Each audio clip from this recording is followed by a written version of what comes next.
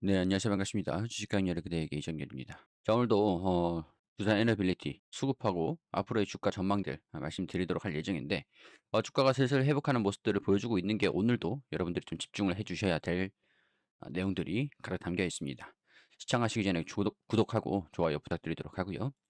자, 바로 시작해 보도록 할게요. 두산 에너빌리티 사장, 향후 5년간 매출 15% 성장한다. 지금 수주가 잘 들어오고 있는 걸로 알고 있거든요. 가스터빈하고 원전하고 풍력하고 그리고 수소도 오늘 또 특징적인 소식들이 좀 있어요. 수주가 최근에 사우디 쪽에 화력발전소 수주가 나왔던 게 한 3조 가량이 되고, 국내 여수 화력발전소, 그러니까 가스터빈 수주했던 게 한 3천억 원 가량이 되죠. 3조 3천억 원 수준에서 이제 또 100조 원 가량이 되는 국내의 풍력발전소 시장이 또 열립니다. 그래서 그런 부분에서 매년 10조 원 이상의 수주와 매년 10조 원 이상의 수주를 낸다. 그리고 향후 5년간 매년 15% 이상의 매출 성장을 이뤄내겠다. 자, 그렇게 되면 영업이익률이 조금만 올라줘도 좋을 것 같은데, 영업이익률에 대한 변화가 생긴다기보다는 두산 에너빌리티 같은 경우는 산업의 특성상 영업이익률을 극대화시키기는 다소 무리는 좀 있을 것 같으니까, 수주 잔고가 많이 들어오면서 그만큼 매출이 증가되고 재무를 봤을 때도 한 8% 정도씩 영업이익률이 나오고 있거든요. 한 6%, 6%, 영업이익률이 8%. 그러니까 매출액이 그만큼 증가되기 위해서는 수주가 들어와야 되겠죠. 매년 10조 원 이상의 수주가 들어온다. 그렇다고 이게 바로 매출로 바로 이어지진 않는 거겠지만, 지금보다는 매출이 성장할 수 있을 근본적인 모멘텀이 될 수는 있을 것 같습니다. 수주가 들어오면 또 밀어내기를 또 하겠죠. 이제는 사업 성장성과 수익성을 높은 대형 원전이라든가 소형 원전, 그리고 SMR 가스터빈, 이 핵심 사업에서 회사의 모든 역량을 집중하고 있다. 그리고 인공지능을 도입해서 업무 효율화에도 적극 나서겠다고 밝혔다. 인공지능 같은 경우에는 지금 두산 밥캣을 이용을 해서 두산 로보틱스하고 AI 스타트업 기업들, 그런 것들을 인수를 하려고 매물을 좀 알아보고 있는 걸로 확인되고 있습니다. 지금은. 그리고 텍사스의 SMR 건설 허가 신청, 두산 에너빌리티하고 엑스에너지하고 협력사이기도 해요. 지금 이 관련된 소식들이 떠들썩한 상태인데, 이게 엑스에너지에 들어가는 두산 에너빌리티가 제공하는 주기기 모듈 단면이라고 보시면 됩니다. 굉장히 좀 깔끔하게 생겼죠. 자, 내용을 보면 지난 2월에 아마존이 약 7억 원, 1조 300억 원을 엑스에너지에 투자한 이후에 사업이 가속화되고 있고, 미국의 발전사인 에너지 노스웨이트가 협력 중인 후속 호기 사업 역시 이번 건설 허가 신청으로 인해 조속히 추진될 것으로 전망된다. 엑스에너지의 원자로를 비롯한 주요 기자재 공급사 파트너신 두산 에너빌리티. 두산 에너빌리티 같은 경우에 SMR 파운드리 선도 기업으로 자리매김하고 있다.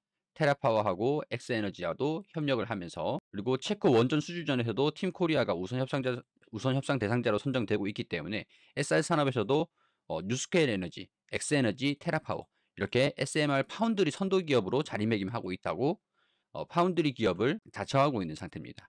그러니까 이 파운드리라는 거는 뭐냐면, 웨스팅하우스 같은 경우에서도 원전을 설계하는 기업이에요. 자, 이렇게 보시면 되는데, 우리 반도체로 치면 엔비디아가 설계를 해주는 기업이죠. 반도체 설계. TSMC가 파운드리잖아요. 이 설계를 받아서 제조를 해주는. 그리고 SK 하이닉스, TSMC의 부품을 받아가지고 SK 하이닉스가 적층하는, 엔비디아에 납품하고 있는 그런 구조에서 봤을 때는 패키징을 하고 있는 상태라고 보시면 됩니다. 자, 그러니까 이걸 원전 산업으로 빗대서 보면 웨스팅하우스는 설계를 하고, 두산 에너빌리티는 파운드리를 하고, 자, 그럼 엑스에너지는 이거를 이제 설계를 하고 시공을 하는 그런 패키징 업체다, 이렇게 보시면 될 것 같죠. 웨스팅하우스하고 엑스에너지, 뉴스케일 파워, 뭐 그렇게 보시면 될 것 같습니다. 자, 그렇기 때문에 이 파운드리라는 거는 두산 에너빌리티가 뉴스케일, 뭐 엑스에너지, 테라파워, 이 SMR 산업이 허가가 나와가지고 준공을 하게 되면 이 SMR에서 원전 주기기가 필요하니까 두산 에너빌리티에 수주가 들어오고, 두산 에너빌리티는 파운드리로서의 수주 잔고가 증가되는 그런 효과가 있을 것이라고 보시면 될 것 같습니다. 자, 선제적인 투자가 좀 있기도 했었는데, 두산 에너빌리티가 지난 2023년도 DLENC하고 엑스에너지에 2,500만 달러의 투자를 진행을 했다. 그래서 2021년도 SMR 주기기 제작을 위한 준비 계약을 체결을 했고, 주요 기자재들을 이제 엑스에너지에 납품을 하기 위한 선제적인 투자가 좀 있었다. 그래서 이제 이 SMR 수요에 대응하기 위해서 대규모 제작 설비 투자를 계획하고 있다. 이제 초도호기하고 후속호기 사업이 가시화되고 있기 때문에 엑스에너지뿐만이 아니겠죠.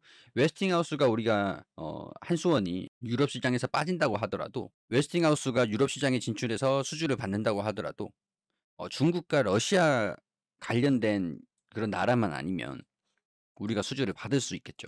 근데 이게 왜 그러냐면, 유럽은 미국이 맞고 중동하고 동남아는 한국이 맞고, 한국하고 유럽은 미국이랑 프랑스가 있겠죠.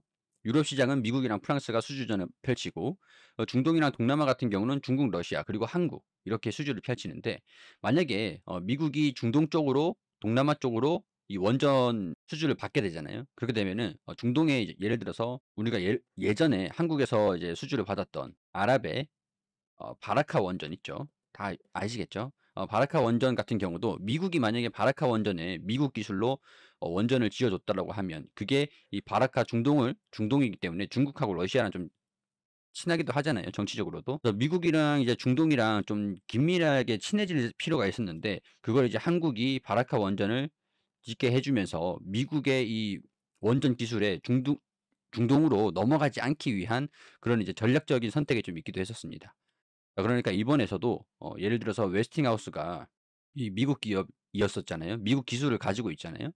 이게 중동으로 수주를 받아서 납품을 해줘 버리면 그 원전 기술이 중국이나 러시아 쪽으로 들어갈 수 있기 때문에, 그런 부분에서 이 중동 동남아는 한국이 맡아라. 어차피 웨스팅하우스가 맡기에도 좀 껄끄러우니까 시장을 분산하자. 이렇게 된 것 같습니다. 그럼 결국에는 우리나라는 바라카 원전을 해 주고, 이게 뭐 중국으로 러시아로 이탈을 하든 말든 일단은 원전 수주를 집중을 하는 게 중동이랑 동남아 쪽. 이게 프랑스랑 미국이랑 다 마찬가지이긴 해요. 경쟁 국가가 중국, 러시아이기 때문에 중국, 러시아만 아니라고 한다면 이 유럽 쪽으로 미국이 수주를 받게 된다면 한국으로 주기기 계약이 들어오는 게 두산 에너빌리티로 들어오게 된다. 이렇게 이해하시면 될 것 같습니다. 간단하죠. 자, 그리고 이 사우디에서 2조 2천억 원 규모의 가스터빈이죠. 그리고 8,900억 원 규모의 가스 복합 발전소. 이 가스 복합 발전소라는 거는 증기 발전이랑 가스 발전이랑 같이 하는 거죠. 그리고 3,380 메가와트급 가스터빈으로 여수 천연가스 발전소를 수주를 받았다. 이 금액이 3천억 원 가량이 되는 걸로 알고 있습니다. 이건 이제 반도체 쪽 소식이고, 이 380 메가와트급 가스터빈, 여수 가스 천연 발전소인데 이게 이제 3천억 원 가량이 든다고 하죠. 그만큼 이제 수주로 이어진다. 수주를 받았다 이렇게 보시면 될 것 같습니다. 그리고 앞으로 해상풍력 개척, 두산 에너빌리티의 백조 시장, 이 백조 시장을 모두 수주를 받지는 못하겠지만 이것도 이제 동맹 기업이 있죠. 지멘스 감회사하고 손잡으면서 해상풍력 발전기 공장 구축에 나섰다. 창원 풍력발전 신규 공장 구축을 했다. 이 지멘스 감회사가 독일 기업이거든요. 풍력 사업 부분으로 글로벌 해상풍력 시장에서 시장 점유율 1위 업체입니다. 두산에너빌리티는 2005년도부터 풍력 사업을 시작해서 해상풍력 최다 공급 실적을 보유하고 있기 때문에 국내 1등이랑 글로벌 1등이랑 같이 손을 잡았다 이렇게 보시면 될 것 같아요. 이 100조 시장을 잡는다. 해상풍력 발전기는 3.3, 5.5, 8, 10, 14 메가와트 등의 5종으로 되어 있는데 10메가와트부터는 대용량으로 구분짓는다. 지금까지 국내에서 독자 기술로 출시된 해상풍력 발전기 중 가장 큰 것이 두산 에너빌리티가 개발한 8메가와트급이다. 근데 이 창원 공장에 14메가와트급 해상풍력 발전기 제조 공장을 구축하는 설계를 시작했다고 하죠. 지멘스 감회사하고 손잡고 14메가와트급. 그렇기 때문에 이 14메가와트급이라는 거는 이게 왜 중요하냐면, 터빈 한 기당 전력 생산량이 늘어나는 반면 유지보수 비용은 크게 감소되기 때문이에요. 국내에서는 이제 100조 원 시장이 형성되는 건데, 정부가 2030년도까지 14.3 기가와트 규모의 해상풍력 설비를 구축할 방침인데, 지금 국내에 도입된 풍력단지 기준은 0.1 기가와트밖에 되지가 않죠. 육상 풍력이랑 다 합친다고 하더라도 2 기가와트에 못 미치는 실정이니까 14.3 기가와트인데 지금 2 기가와트가 다 구축이 되어 있습니다. 그러니까 지금 5년 동안 14기가와트 규모의 해상풍력 단지가 조성이 돼야 되는데 1기가와트당 7조 원이 필요하다고 하죠. 그러니까 100조 원 가량의 투자가 필요한데 10메가와트급 이상의 발전기, 그러니까 이 창원 공장 14메가와트급 이 발전기도 개발을 하고 있다라는 거죠. 부품의 국산화율이 70%에 달한다. 그렇기 때문에 이 100조 원 가량의 투자를 정부에서 진행을 할 거니까 100조에 대한 수주를 모두 받지는 못한다고 하더라도, 지멘스 감회사가 수주를 받는다고 하더라도 두산 에너빌리티가 국가 기술을 많이 가지고 있는 상태이기 때문에, 원전도 그렇고 이 가스터빈, 실제로 이 가스터빈을 작게 말하면 국산 전투기 엔진이 되기도 합니다. 그렇기 때문에 이 두산 에너빌리티를 살려주기 위해서 국내에도 두산 에너빌리티의 수주가 들어갈 수밖에 없다고 보는 건데, 그렇기 때문에 이 100조 원 시장에서 두산 에너빌리티가 수혜를 받을 수 있는 기업이 될 수가 있겠죠. 그리고 그린 수소 쪽에도 좋은 소식들이 있었는데, 수전의 설비라든가 에너지 부자 이런 쪽에서 규제 특례 신청 안건을 의결하게 되었습니다.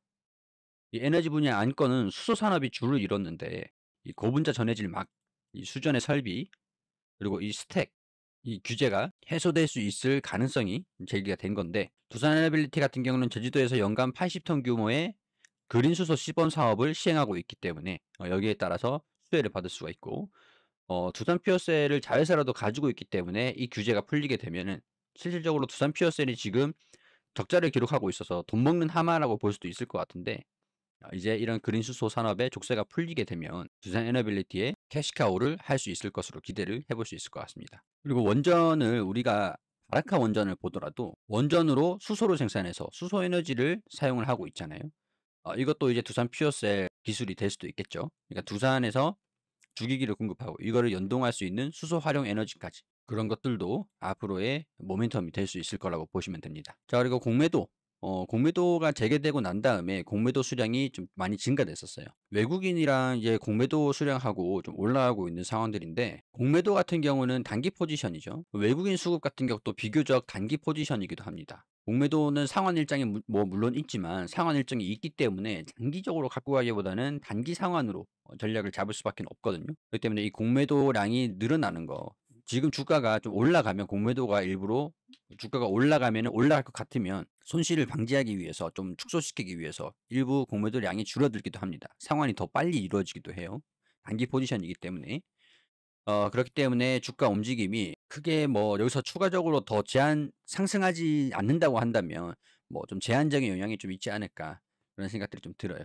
주가가 좀 더 올라가면 올라갈수록 공매도량이 더 증가되면 상당 부분에서는 좀 리스크가 생길 수는 있긴 하겠지만, 아직까지는 이게 공매도가 증가돼서 주가가 떨어진다라고 보기에는 제한적이다, 이렇게 말씀을 드릴 수 있을 것 같고, 그렇기 때문에 주가 움직임을 좀 우리가 주시해 봐야 될 필요는 있을 것 같은데, 기술적인 움직임들 설명드리기 전에 앞서서 저희 검색식 무료로 나눠드리고 있으니까 받아가시라고 간단하게 설명 한번 드리겠습니다. 검색식을 사용 안 해보신 분들도 계실 거기 때문에 제가 어떻게 설정을 하는지 하나하나 다 이제 영상으로 촬영을 해서 영상도 같이 드리기 때문에 무료로 드리고 있거든요. 이걸 이제 받아가시기만 하면 되는데, 제가 어제 무료 검색식 다 발송을 드렸었거든요. 순차적으로 보내주시는 분들, 메일 주시는 분들, 메일을 알려주시는 분들 순차적으로 제가 발송을 이렇게 드리고 있습니다. 비용 받지 않고 무료로 제가 다 드리고 있는 것들이기 때문에 지금 이벤트를 하고 있을 때 다 받아가시면 좋을 것 같아요. 이 영상이 좀 대용량이라서 제가 메일로 드릴 수밖에 없습니다. 그래서 메일을 알려주셔야 되는데, 어떤 검색식이냐면 여기 보시면 12월 4일에 써니전자랑 코나아이가 3개월 내에 70% 60%가 상승했다고 나와 있죠. 12월 4일이죠. 12월 4일, 이게 조건이 실적, 그러니까 영업이익률, 잘 나오는 종목들 중에서 수급, 수급 보이시죠? 수급이 이런 식으로 외국인 또는 기관에서 순매수를 연속적으로 보여주고 있고, 이익률도 잘 나오는 종목들 중에서 지금 여기 이런 식으로 바닥권에 움직이다가 갑자기 돌파하는 이날이 12월 4일이거든요. 그런 종목들을 나한테 알려줘라고 하면은 이런 식으로 고가가 18,820원이었는데 주가가 33,800원까지 올라가면서 70%가 단기적으로 급등을 한 겁니다. 코나이 매출이 상당히 안정적이었죠. 그리고 써니전자도 마찬가지로 매출 규모, 뭐 금액, 그런 것들 떠나서 영업이익률로 보기 때문에 영업이익률이 20%대 나와 있죠. 그리고 기간이 연속적으로 계속 순매수를 하고 있었던 그런 상황에서 12월 4일이죠. 그리고 여기 이런 식으로 급등하는 신호가 나와줄 때, 그때 나한테 알려줘라고 하면은 검색식에서 나오는 겁니다. 이날 12월 4일이었죠. 이날 12월 4일. 자, 고가가 1920원에서 3235원까지 70% 가량이 상승을 했죠. 그리고 12월 6일에 파미셀도 나와줬는데, 파미셀도 같은 조건이었습니다. 12월 6일 이날인 거죠. 실적이 잘 나오고 있고 영업이익률이 잘 나오고 있는 상태인데, 여기에서 수급도 양호한 상태. 그 이후에 갑자기 수급이 폭발적으로 증가됐었죠.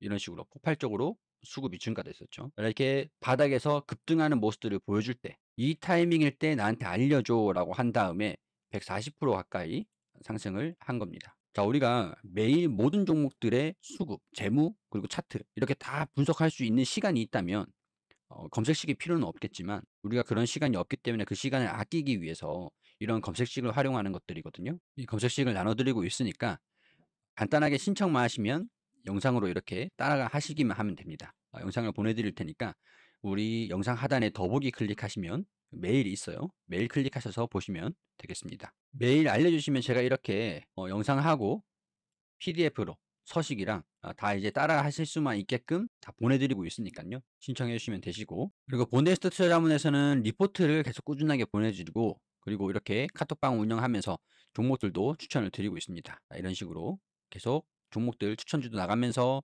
시황 설명도 해주시고, 추천주들의 그런 흐름들이 괜찮죠. 오셔가지고 이게 카톡방으로 종목들 나눠드리고 있으니까 추천한 종목이 맞는지 아닌지 무료로 진행하고 있으니까 오셔서 그냥 구경만 하시면 되죠. 도움 되실 거기 때문에, 우리 제도권 금융자문사기 때문에 보네스트 투자자문 협업하고 있으니 참고해 주시고, 이 카톡방만 원하시면은 카톡이라고 보내주시면 되고, 우리 검색식도 같이 원하신다면 이메일 보내주시면 되겠습니다. 자, 재무 상태로 봤을 때도 지금 두산 에너빌리티의 주가 자체가 높은 고평가가 되어 있는 상태는 아니거든요. 물론 영업이익률이 조금 아쉽습니다. 부채 비율은 점점 내려갈 거니까 괜찮은데 영업이익률을 증가시킬 필요는 있을 것 같아요. 그래야지 더 높은 밸류에이션을 줄 수는 있으니까. 12,000원 수준에서 BPS 주당 순자산 대비해서 2배 정도 수준이면 24,000원인데 지금 현재 수준이기 때문에 고평가라고 할 수는 없죠. 그리고 여기 이 수준에서 EPS가 622원까지 올해는 그렇게 보고 있죠. 수주도 앞으로 계속 증가될 거니까 622원의 주당 이익률을 계산을 하면은 39배 수준이 됩니다.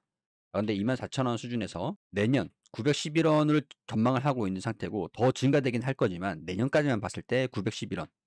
그러되면은 26배 수준. 이게 이제 원전 수주가 확정이 되고 주기기 납품도 이루어지면서 매년 수주 잔고가 10조 원 이상으로 계속 꾸준하게 유지된다고 한다면, 이 안전성들, 가치 투자 입장에서도 이 주당 자산이 증가되니까 지금 높은 수준이라고 할 수는 없을 것 같거든요. 그렇기 때문에 저는 이제 주가 하락은 좀 제한적일 것이다, 이렇게 보고 있는 측면이 있는데, 일단은 최근에 시장이 좀 안 좋으면서 떨어지는 모습들 보여주기도 했잖아요. 그래도 당시에 외국인들이 순매수를 확대시키는 모습을 보여주고 있습니다. 지금은 이 공매도하고 좀 싸워주고 있는, 서로 이제 대립각을 세운 그런 모습인데, 기관에서 순매도를 하고 있는 거 봐서는 공매도가 기관에서 공매도를 좀 늘리고 있는 가능성들이 없진 않을 것 같아요. 일단은 공매도 수량 자체가 이렇게 많은 수준은 아니기 때문에 좀 제한적일 것이라고 보는 거고, 만약에 제가 이 25,000원 수준 주가가 이렇게 올라와 주는 모습들 보여주면서 25,000원을 뚫고 올라간다, 그러면 이 부근에서 다시 안착되는 모습들을 보여줘야 됩니다. 자, 그리고 난 다음에 22평선, 62평선 주가가 올라갔 다음에 지지를 받아줘야, 이 포인트에서 지지를 받아줘야 22평선이 다시 이렇게 회복할 수가 있겠죠. 61선이 다시 이렇게 조정을 받는다고 하더라도 22평선이 이렇게 회복하기 위해서, 정배열을 만들기 위해서는 여기서 지지를 받아줘야 돼요. 그러면 주가가 지금 25,000원에서 지지를 받는지 여부들을 체크를 하면서 우리가 대응을 잡아가시면 되겠죠. 만약에 이 구간에서 61선 지금 좀 윗꼬리가 살짝 달리면서 기간에서 좀 매도하는 모습들을 보여주고 있는 상태인데, 보통 개인 투자자분들은 여기서 이제 매수를 한단 말이죠. 근데 저 같은 경우는 이렇게 올라갔다가 지지받는 거를 확인하는 이런 자리들을 좀 좋아하긴 합니다. 그렇기 때문에 지금 좀 매수를 하시기보다는 돌파를 한 다음에 조급해하지 마시고 조정을 살짝 받을 때, 이때 이제 공매도가 상환이 될 수 있을 가능성들을 말씀을 드리는 거죠. 주가가 좀 올라갔을 때 공매도가 증가될 거라고, 이때 공매도가 더 커질 거라고 보거든요. 그러니까 이때 공매도가 조정을 받으면 이때 공매도가 다시 상환될 수 있으니까 우리가 그런 것들을 확인하고 이 포인트가 오면 그때 천천히 대응을 잡아가자, 이렇게 말씀을 드릴 수 있을 것 같습니다. 61선 돌파 못하고 여기 이 저항 구간에서 조정을 받게 되면 이 22,000원 이 구간들 봐야 돼요. 23,000원하고 22,000원 이 매물대의 지지를 또 체크를 해봐야 됩니다. 이게 시나리오 2번, 이게 1번이라고 말씀을 드렸죠. 저번 영상에서도 이 내용들 참고를 하시면서 대응 잡는데 참고를 하시면 좋을 것 같아요. 자, 보네스트 투자 자문 이렇게 카톡방도 운영하고 있으니까 참고해 주시고, 검색식도 무료로 드리고 있으니까 많은 참여 부탁드리고요. 이런 의견들은 개인적인 투자 의견이기 때문에 단순히 참고만 해주시기를 당부드리면서 구독과 좋아요 부탁드리고 여기서 인사드리도록 하겠습니다.